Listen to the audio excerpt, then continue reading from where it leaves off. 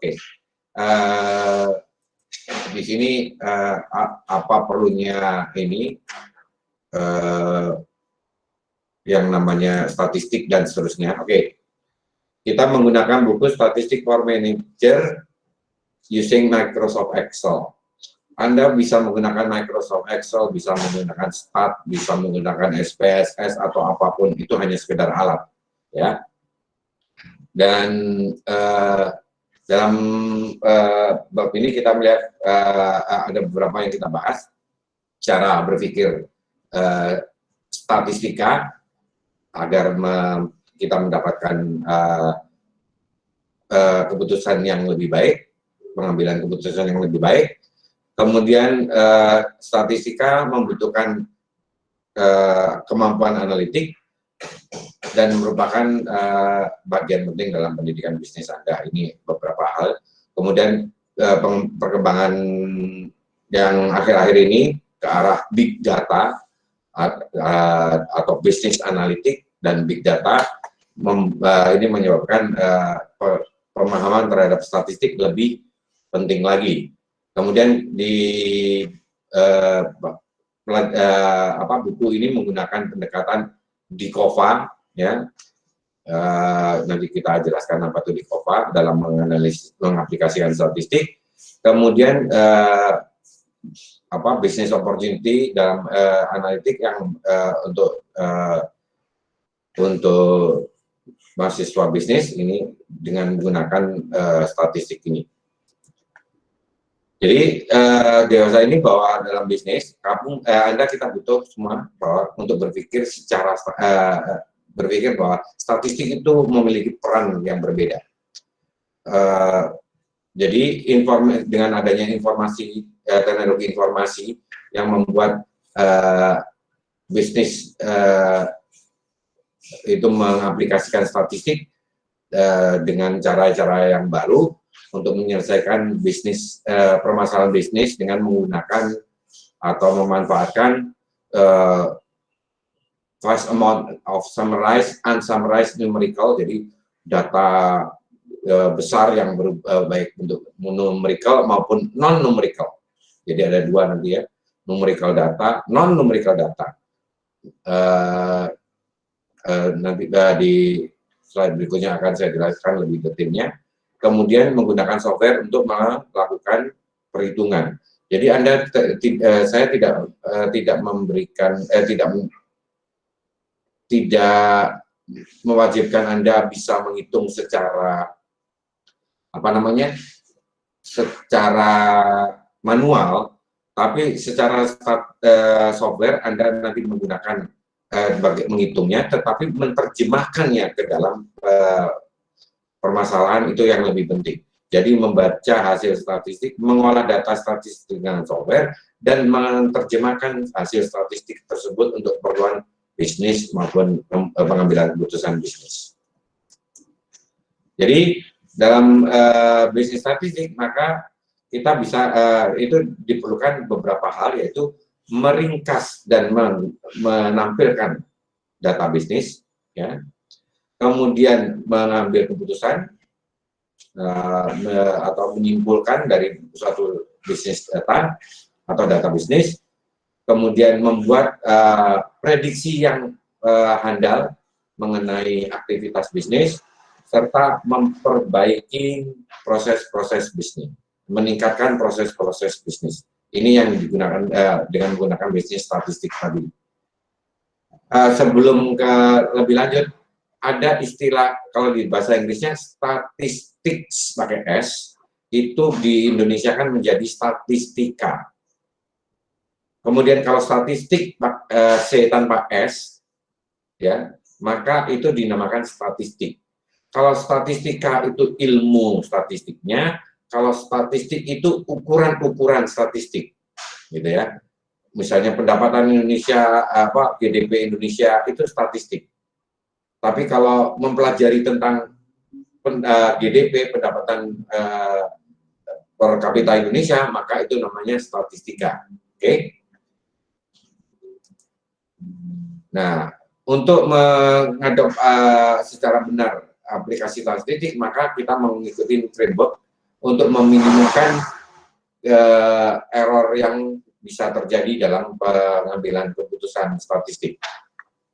Di buku ini kita menggunakan DECOVA, yaitu define data yang akan Anda pelajari untuk menyelesaikan permasalahan atau mencapai tujuan tertentu. Jadi define terlebih dahulu, collect, mengumpulkan datanya dari sumber yang benar, yang tepat, organize, yaitu mengatur data yang dihasilkan dengan membuatnya menjadi tabel, visualize dengan cara menggambarkan dalam bentuk chart, grafik, dan lain-lain, kemudian analyze, menganalisis data yang dikumpulkan untuk mencapai kesimpulan dan menyajikan hasil tersebut. Itu yang kita lakukan. Kemudian statistik itu mulai berevolusi sedemikian rupa sehingga bisnis dapat menggunakan sebagai alat untuk menganalisis data yang sangat banyak sekali. Apalagi dengan adanya teknologi informasi, data yang terkumpul itu bisa jutaan data per detik atau per jam dan lain-lain. Jadi adanya bidang baru yang banyak sekarang sedang diminati, yaitu bisnis analitik atau analisis bisnis, yang merupakan kombinasi metode statistik, sistem informasi, dan manajemen sains. Dalam statistika, eksplorasi dan menganalisis data. Dalam information system adalah mengumpulkan dan mengolah data. Dalam manajemen sains, model optimasi. Ini kalau di manajemen Anda dipelajarinya di business decision modeling, manajemen sains. Information sistemnya ini sebetulnya kalau di akuntansi, sistem informasi akuntansi, kalau di manajemen seharusnya sistem informasi manajemen, tetapi itu digabungkan dalam applied business computation di kampus kita untuk mendukung keputusan yang berbasis fakta. Pengambilan keputusan berbasis fakta. Jadi penterjemahannya decision making bukan membuat keputusan, mengambil keputusan, karena keputusan itu ada beberapa, nanti mana yang Anda pilih. Jadi maka di sini mengambil keputusan berdasarkan fakta. Nah, jadi perubahan big data analisis itu dan adanya data-data yang tidak terstruktur dari Twitter, dari apapun, dari misalnya dari WhatsApp dan seterusnya, itu akhirnya mengubah pandangan kita dalam mengolah data. Nah, big data adalah data yang dikumpulkan dalam jumlah yang besar dan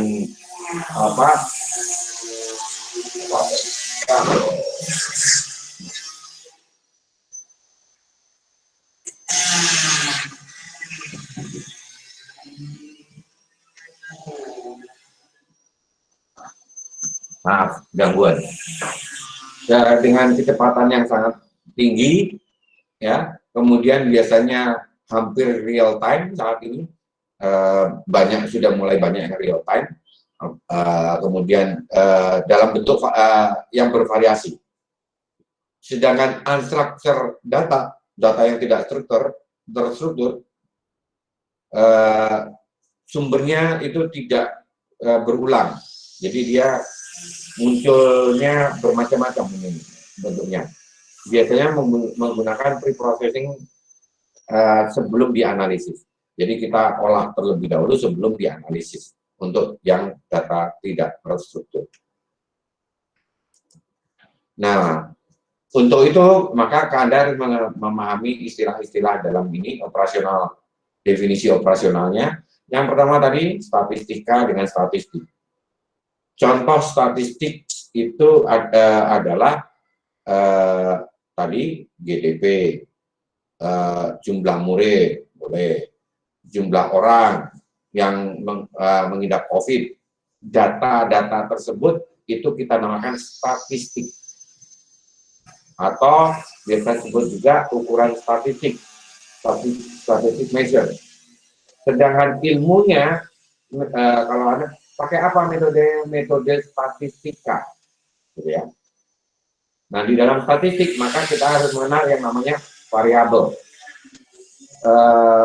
Kalau kita membicarakan misalnya suatu ya karena Anda akuntansi, dia bilang laba, contohnya variabel di dalam income statement itu adalah, atau laba misalnya profit, kemudian profit, kemudian ada lagi misalnya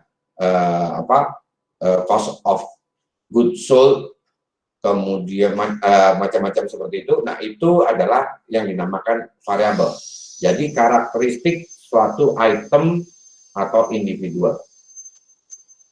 Kemudian kedua adalah datanya, adalah beberapa nilai yang berhubungan dengan satu atau lebih variabel, itu data. Sedangkan statistik adalah nilai yang disummarize, ya. Jadi benar-benar data-data tersebut diringkas menjadilah statistik. Rata-rata pendapatan atau rata-rata upah minimal provinsi. Nah, itu adalah statistik. Ya, rata-rata pertumbuhan manusia, orang Indonesia, rata-rata pertumbuhan penduduk Indonesia itu adalah statistik. Oke. Yang berikutnya adalah deskriptif statistik, yaitu metode yang utamanya untuk membantu men-summarize atau meringkas dan menyajikan data. Dan yang kedua adalah inferential statistics, atau statistika inferensial, satunya statistika deskriptif, yaitu metode yang digunakan, kalau inferensial, metode yang digunakan untuk mengumpulkan data dari kelompok-kelompok kecil dan misalnya sampel dan lain-lain untuk mengambil kesimpulan dari kelompok yang lebih besar. Jadi sampel untuk menghitung rata-rata populasi. Jadi itu yang dilakukan dalam ini. Jadi ada statistik deskriptif, statistika deskriptif, ada statistika inferensial untuk mengambil kesimpulan. Kalau sini untuk menyajikan datanya. Nah, dapatkah statistika berbohong? Tidak. Yang bohong itu orangnya, ya. Jadi faulty atau invalid statistika dapat menghasilkan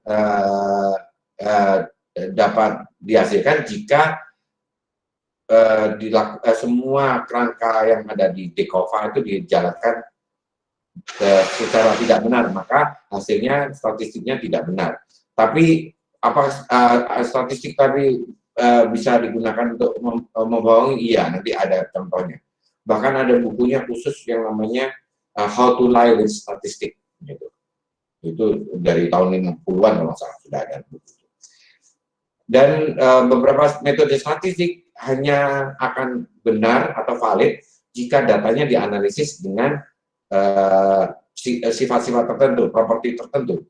Kalau dia tidak memenuhi properti tersebut, maka tidak akan bisa dianalisis dengan